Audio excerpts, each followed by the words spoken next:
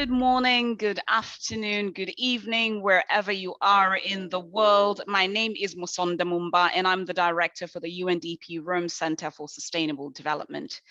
On this turning the tide or turning point dialogues, we're going to be talking about the F word, food. I'm super excited to be joined by two amazing voices in this process and who've been really advocates in their own right, all the way in the Philippines, the land of the 7,000 islands.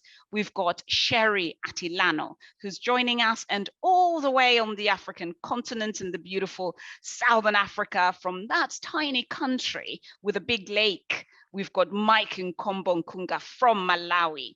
Welcome.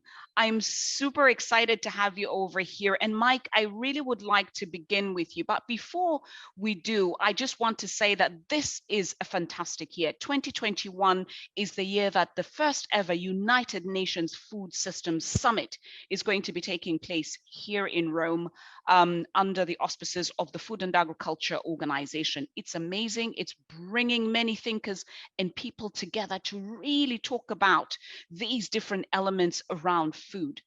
You are a youth advocate in Malawi. You work with a civil society organization, Nutrition Alliance, CSONA, and also you are the youth vice chair of the Action Track 5 for the UN Food Systems Summit. And you're a youth leader on nutrition. It's absolutely amazing to have you here. If you can tell us a little bit about the action track in itself, it's talking about resilience, the vulnerabilities that we face, particularly as we navigate a pandemic. What do you think in your mind around sort of, the elements of transforming food systems, thinking about how we build resilience? What do we need to do to protect ourselves from these shocks? Well, thanks so much, Sonda. And I think you're quite right to say how COVID-19 has exposed the fragility of our food systems, especially during lockdowns and COVID-19 restrictions measures, whereby communities and households were not able to access food in the local markets. So, from the resilience perspective, I do think there are some solutions to tackle such areas. For instance, some of the universalization of some policies. For instance, if the school feeding programs and even other policies like the minimum wage thresholds, if those can be universal, then we'll be able to achieve food system resilience. Because I understand that we need to be thinking of food as a common good, thinking of food same as medicine, and making some of these policies so universal. And the other thing, let me also focus on the local production for local consumption. This can be enhanced, for instance, in the rural communities, whereby community rely on local food supply chain. If there can be a mechanism to enhance local production within their communities, that would be also one way of achieving food system resilience. So that's absolutely interesting. So how do we think we can better engage the different sectors and communities in the process to take this action? Perfect. So I think the best way to engage different communities and different groups, for instance, the youth, the women and the like, is to bring them the capacity within their local areas. For instance, local communities in Malawi, where women are the lead in terms of agriculture, need to be given the capacity in terms of the resources, the inputs, and every necessary measures for them to produce. That would be one way of achieving food transformation within their communities. At the same time, there's a global movement, the Act for Food, Act for Change, which young people are championing themselves. So these would be one ways of young people rallying behind such a movement to transform food systems. No, this is absolutely amazing, the role of young people. So I want to turn on to Cherrie. Cherrie Atilano, you're the founder and CEO of AGREA Agriculture Systems, Inc., the UN, and also a UN Food Systems champion. Fantastic. At the age of 12, you started teaching farmers about, farming. How amazing. And for the last 22 years, you've been working with many communities on sustainable food systems, but you also happen to be a high-level ambassador on scaling up nutrition.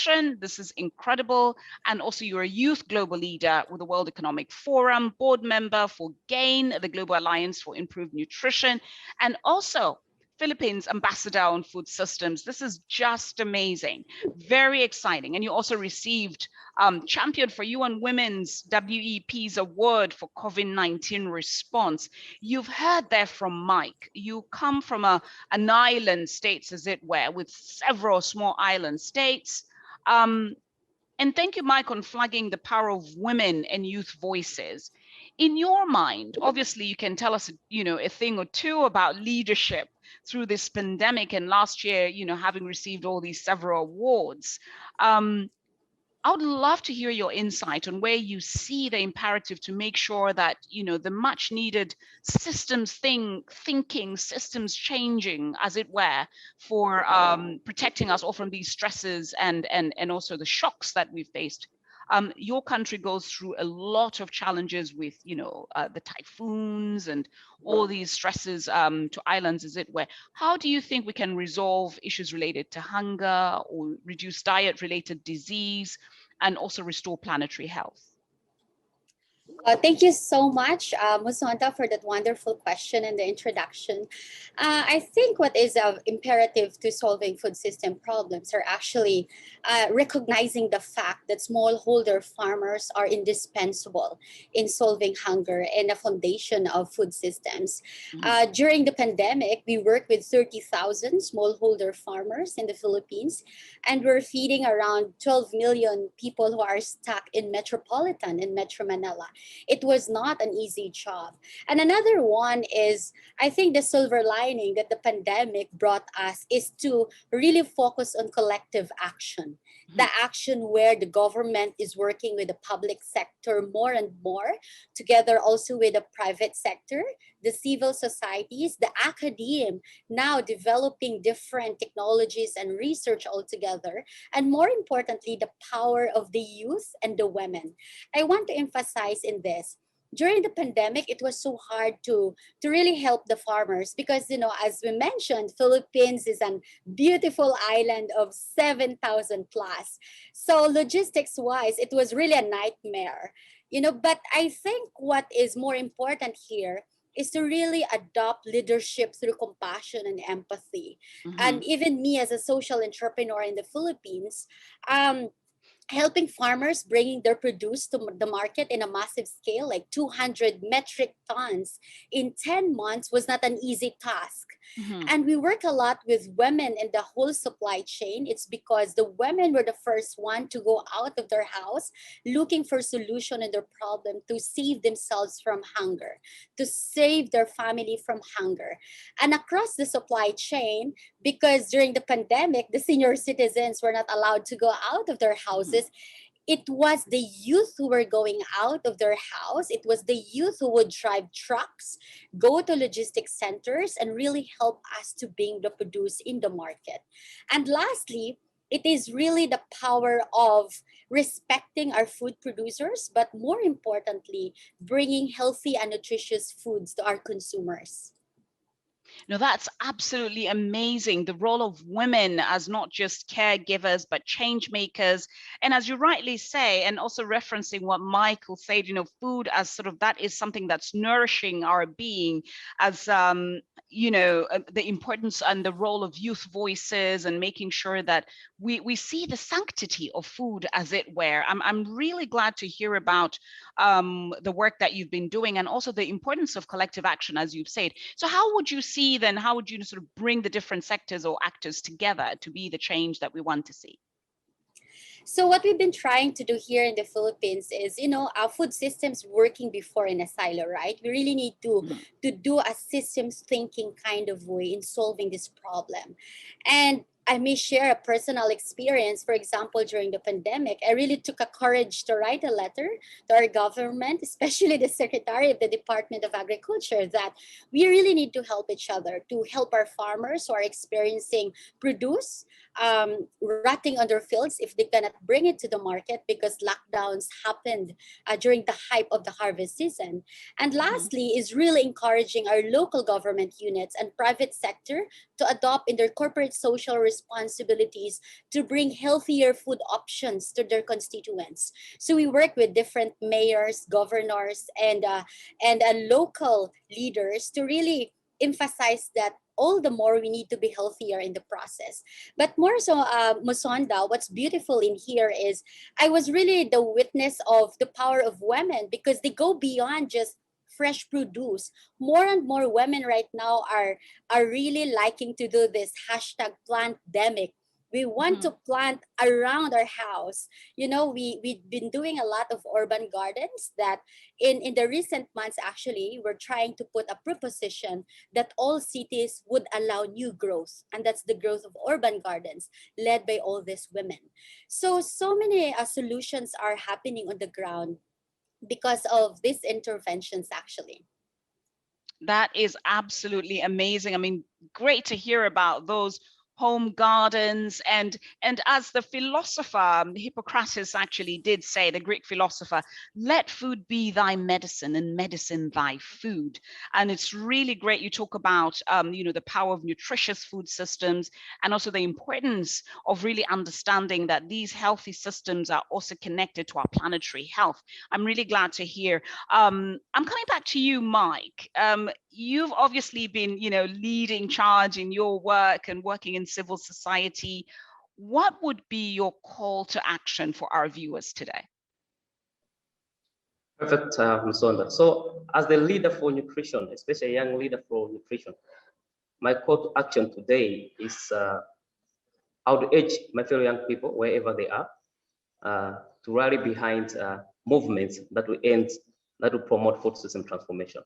We know that we can only achieve nutrition security if food is also secured in our countries and even in our areas. So it would be good to rally behind these movements. At the same time, climate movements, we know them, let us get engaged and we'll be able to channel our actions, our initiatives through these movements to change our government policies moving forward. Sure. That's fantastic. Be bold, be part of the change, and be part of the movement. Cherrie, over to you. What is your call to action at that individual level? Yeah, my call to action, I'm a big proponent of women and girls, and hopefully that women and girls are not just a segment of our priority, but a critical mass and a center of solutions. And I do believe that we are just we are also the solutions of our own problem. So I encourage everyone that, you know, we need to start now, and the power of the youth, we are the now, the present, and the future. So I really encourage everyone to really go out and do whatever we can contribute towards sustainable food systems and leadership through planetary health. Oh, that is absolutely fantastic. The power of women, but making sure that they're critical and they're central to the change that we want to see. I want to come back to you, Mike. If you want a conscientious, you know, sort of climate conscious society, but also one that understands the importance of food systems, obviously people out there would be curious, what got you to where you are today? What gives you hope, and what inspired you to do what you're doing today? So yeah, being a young person in Malawi, I lead one of the youth projects. So these are the ones that inspire me, because I get the community in touch, community reality of what the perseverance it is in terms of malnutrition and food security. So I led one of the projects, support nutrition improvement project by World Bank back in 2015. So that is what inspired me to be leading nutrition and food security initiative in my country. That's amazing. A youth project that focuses on nutrition, encouraging young people to understand why food matters. Cherrie, over to you. Who has inspired you? What has inspired you to be where you are today? Ever since, I guess I would always say that the farmers are actually my best teachers, you know, especially those who don't know how to read and write. They teach me life and they inspire me every day. I guess as a social entrepreneur handling 30,000 farmers now, what kicks me off early to bed is the responsibility and the sense of accountability that we need to bring these people forward, and we need to push forward that no one is left behind in all this process in achieving sustainable food systems and, you know, a healthy planet to live in. Oh, that is absolutely fantastic. I'm absolutely in awe of both of you about your experiences, the communities that have inspired you, and really just led you to be where you are today. So there you have it. You out there can be the change you want to see. I'm afraid this is all we have time for, and deeply grateful. Please check out all our hashtags. This is Playfair for Planet and People, and it's absolutely exciting that we had Cherrie and Mike telling us about the experiences today. Thank you so very much, and be safe and have a lovely rest of the day.